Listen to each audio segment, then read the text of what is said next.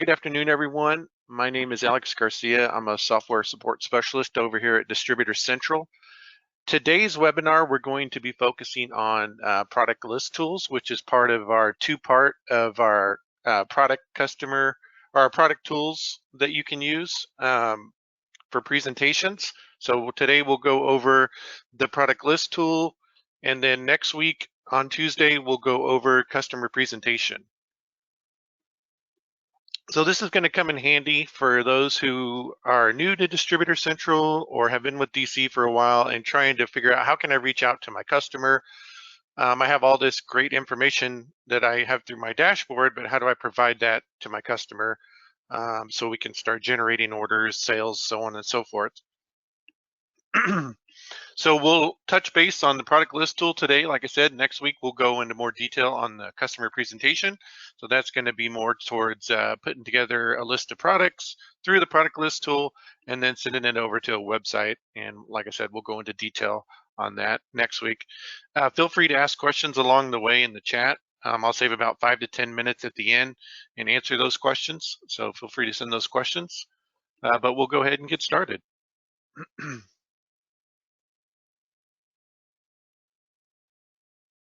So once you log into your DC account, you'll come to your home page of your dashboard, which I'm sure you guys have all seen before. And so what we're going to focus on is, like I said, the product list tool, which is part of the product search. So there's multiple ways to get there, but if you just want to get to the product search, all you need to do is come over to the left-hand menu here, go to products, and then go to product search. This is going to bring up the product search in general that you'll notice, and if you've attended webinars before when we've gone over the product search itself, you have all your filtering and everything that you can do over here on the left-hand side, categories, pricing, minimum quantity, production time, so on and so forth. You can narrow it down by suppliers too if you wanted to. But let's say you wanted to put together a list. Let me go ahead and clear out this old list I have here.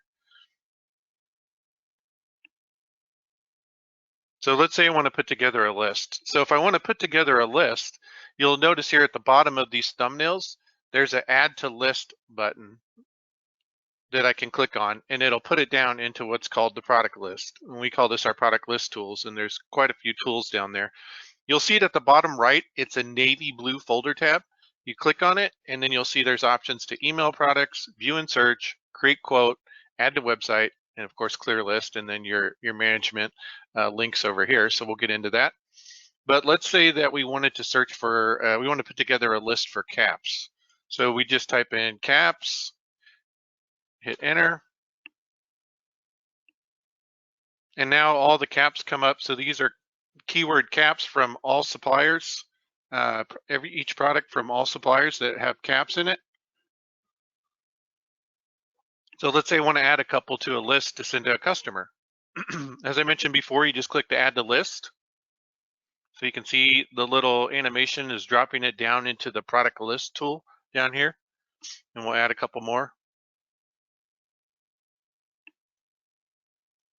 And then once I have it done, I'll click over here on the product list, and you can see that it says 9 products. So all the products that I selected are now down here in the list tool. So from here, what I can do is I can email products. So email products, you're going to want to use this option if you have 10 products or less that you want to send. So in this case, I have 9. So email products will be fine to use. Anything over 10, you'll want to do the customer presentation, because we try to limit the amount, the maximum that you can send product-wise via email to 10 or less. And I'll show you the reason why here in a second. So first thing we'll touch base on is the email products. So you can see I have them all selected here, and I'm simply going to click email products. It's going to pull up a window here. And if you already have a customer, existing customer, whether they created one on your website or you created one on the back end, you can select your customer here. If not, you don't need to, and you can just put in their email address. If you need multiple email addresses, just separate it with a semicolon. You can pick which website you want to display if you want it to display anything. So these are going to be all your websites that you have. So I'm just going to select none for now. It's automatically going to fill in your email the name of your company that you set on your DC account, and then you can put a subject in. So you could say like new caps, add a message, check out these latest caps, just something simple. And you can also send an email, a copy of the email to yourself. So I would recommend sending an email copy to yourself if you want to keep track of it, because once you send it, it's not going to log it anywhere. So if you want to make sure and remember when you send it, you can check that box, send a copy to yourself. So if we take a look at the preview here, this is how it's going to look in the email. And so once it comes in the email, you can see that it's just going to be listed out. So basically the basic information, production time, additional information, anything with the description, the quantity and pricing breakdown, and it's going to do it for each one. And so the reason that I talked about earlier, excuse me, that we limited it to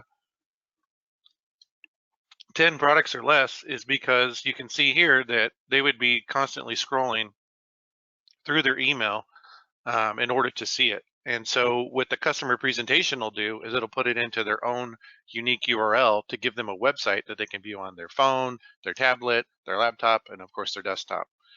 So it's just going to go down and do the same thing for all the products, whether you have one or if you have 9 like I have here.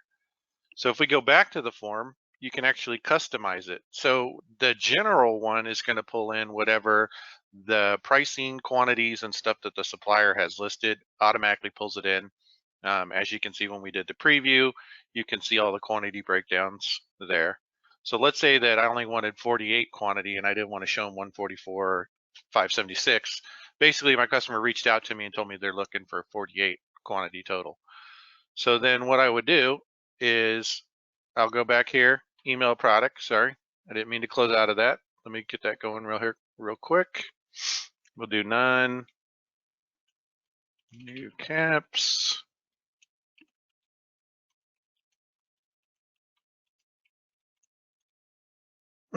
So what you can do from there is instead of sending the email, click customize email. So you'll fill all the information you need to fill in, then you'll click customize email. And then I can come in here and I can take out the quantities that I don't want. So like I said, 48, so I can take out 24, 72.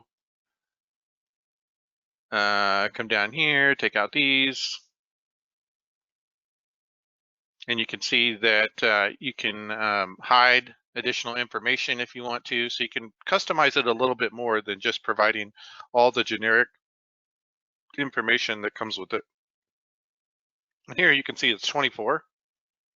I can change that to 48 and then set it at 27, leave it there. Or if I want to change the price, I could do that too.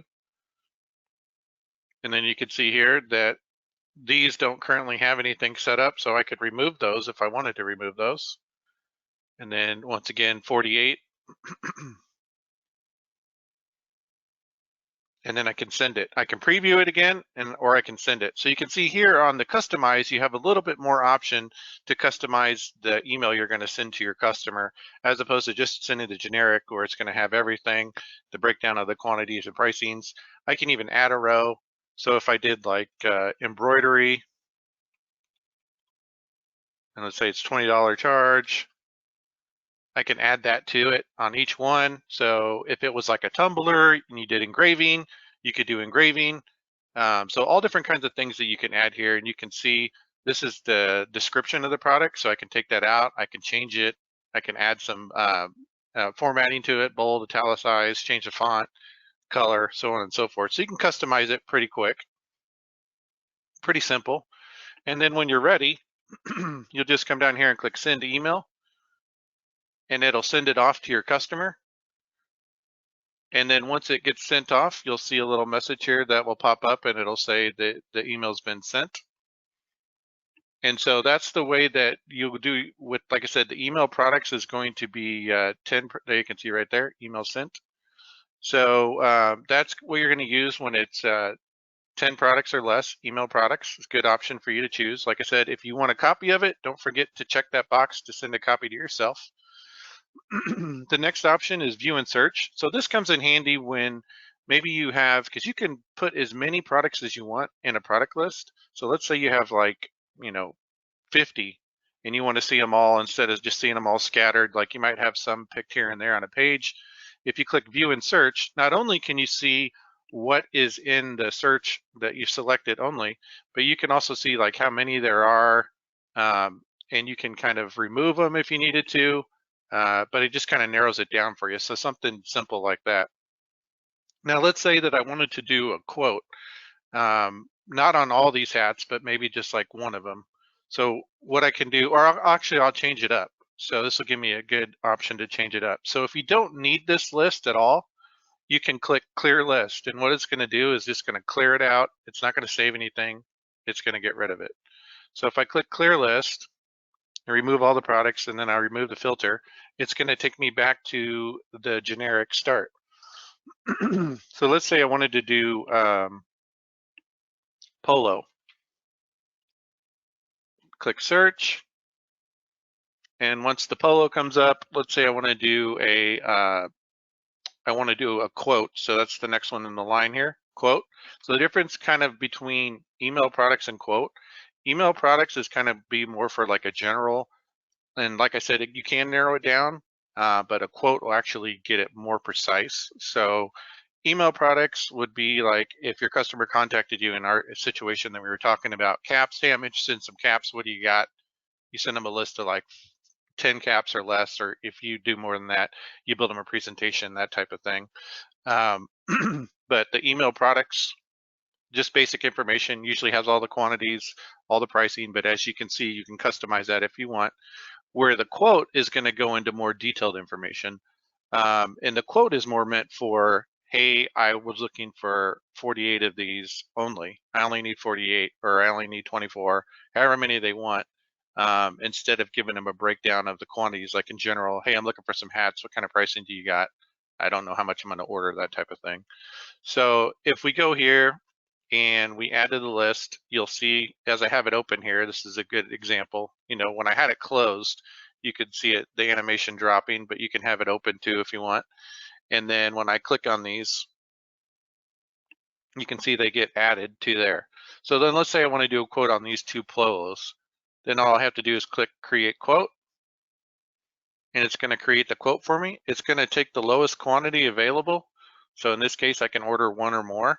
If you did want to compare two different amounts, you can do that. You can just select the compare different amount. It'll add another line, and then you can put another quantity in there. But by default, it's going to take the lowest quantity and just do one. Over here on the left-hand side, you can see the options that you have. So by default, it selects retail, because obviously you don't want to send a net pricing, which is your cost, to the supplier. You don't want your end user to see that, your customer. So it defaults to retail. You can mark up or mark down a percentage if you wanted to, over net or retail. Decide if you want to show tax for the zip for the freight, etc. But I'm just going to keep it simple so you can see an example here. So we'll go ahead and click create quote. So once you create a quote, and you can see my logo's already there. So when you add a logo, if you click upload logo, and you can see here, you can choose a logo.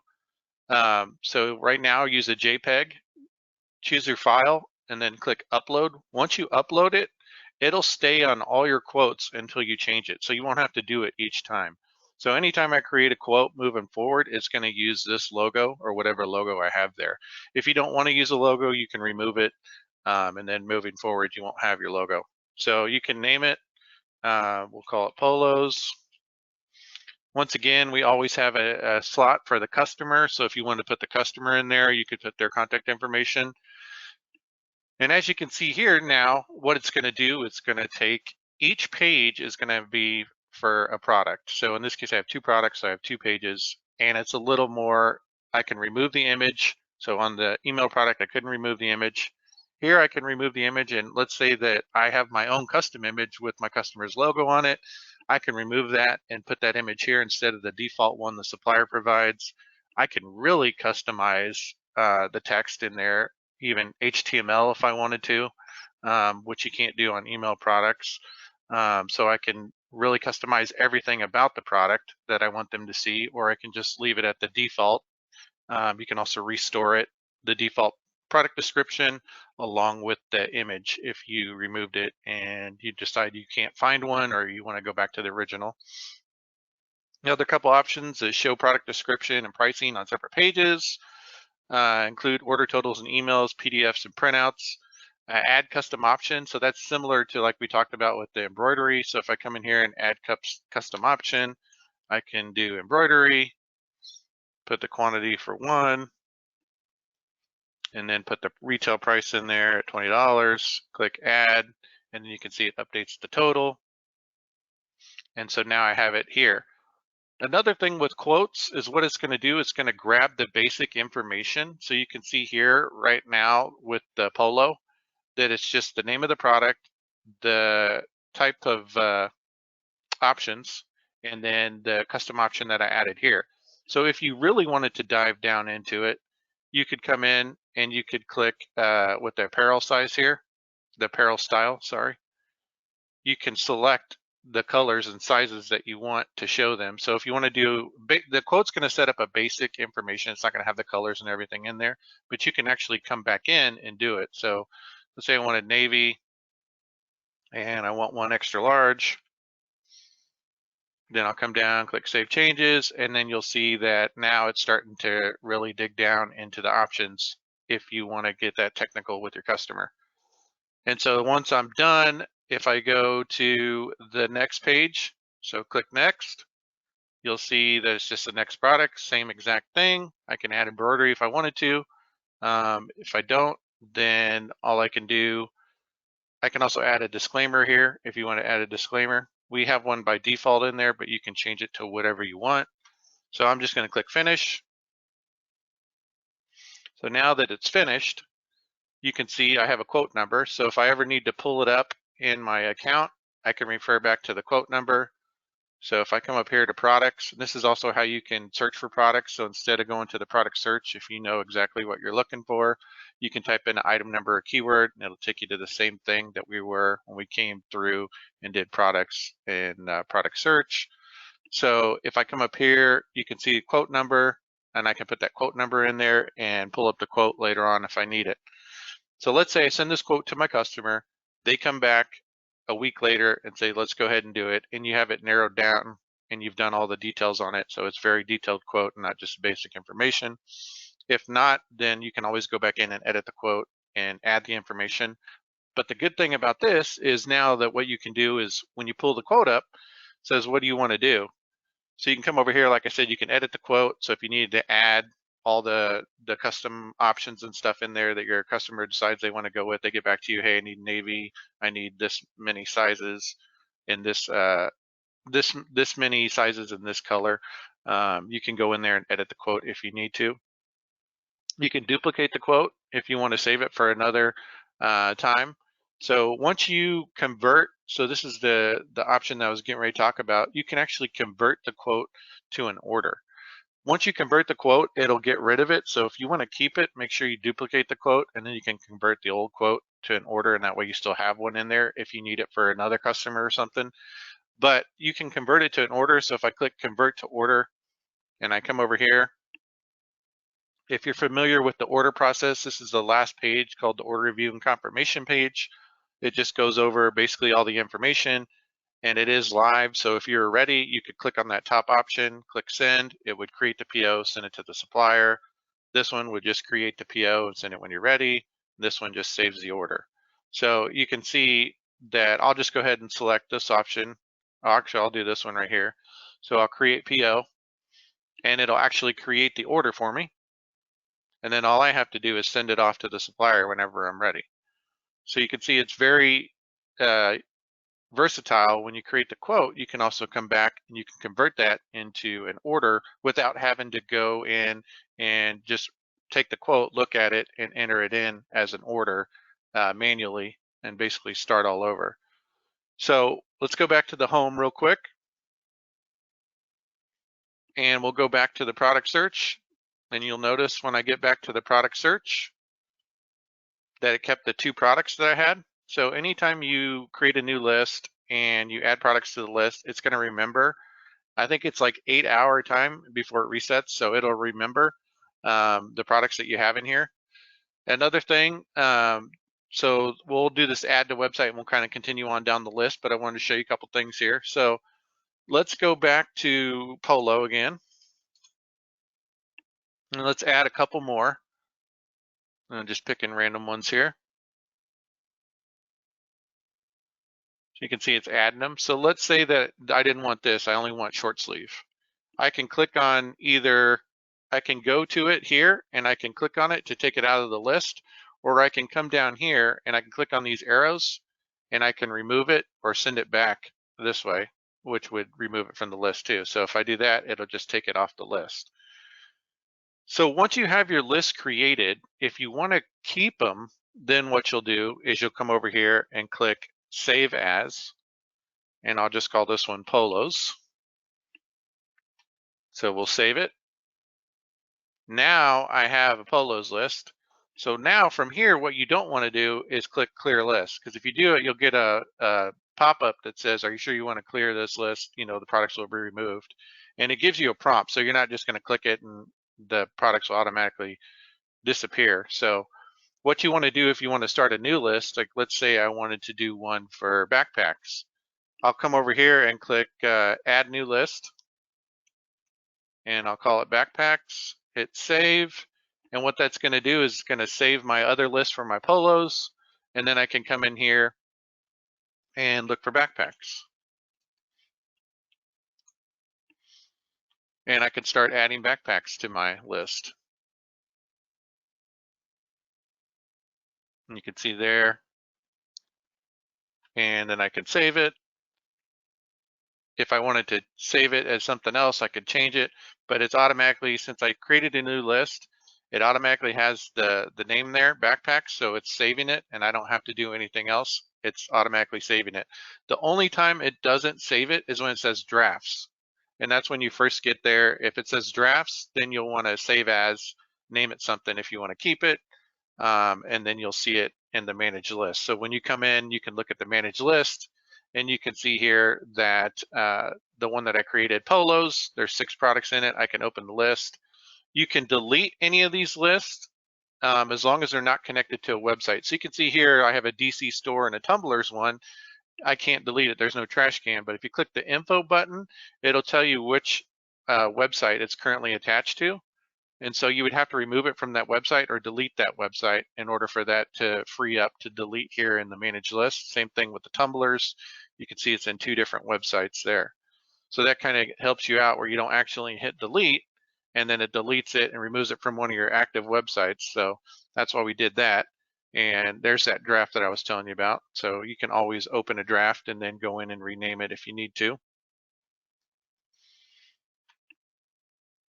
But as you can see here, so let's say now we'll get to the add to website.